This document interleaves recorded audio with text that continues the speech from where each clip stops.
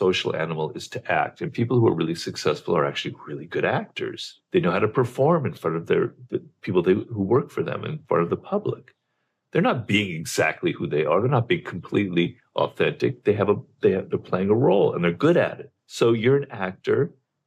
Take control of that and realize people are going to judge by how you appear. Reinventing yourself is like becoming someone else. It's like fun. It's like, I'm going to be someone else. It's a new role I'm going to play. My own way of doing that is each time I write a book, I do something very different from the last book. So 48 Laws of Power, I go to Art of Seduction. Then I go to writing a book about war and strategy. That's quite different from seduction, but not really. And then I go and write a book with 50 Cent. It's completely different. And then I write a book on mastery, which is something I've never done before. And now I'm writing a book on the sublime. I want to keep challenging myself. I want to be somebody different. I want to be able to perform differently. So each book, I have to talk about it in a different way. And it kind of excites me because I am a bit of an actor. I have kind of a ham side to me. It's exciting to feel like you have control over your identity, about how people see you. And that sometimes you like to mix it up. Rock stars are really good at that.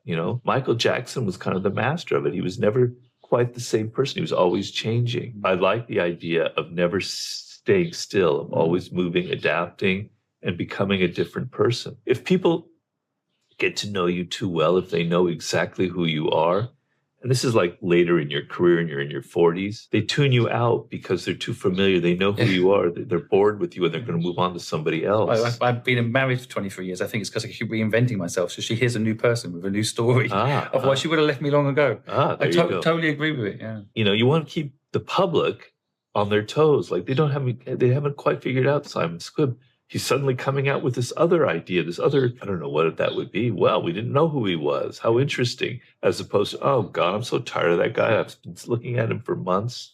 Let's move on to somebody else. I think people do have that, to be honest, that last one. I think people not Simon on our For You page again. But I think reinventing yourself as well, I think a lot of people listening, there's innovator's dilemma as well, right? Where sometimes people have something that's working. I see this a lot in middle-class lifestyle. People have a house, they have a car, they have a job. Yeah. They can't suddenly not be a lawyer anymore. Yeah.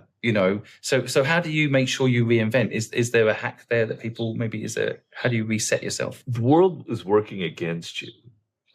It wants you to settle down. It wants you to have an identity. People want to know exactly who you are, but you're going to reach a point where life loses its kind of flavor, its excitement to you, right? Like people have midlife crisis, I guess. Yeah.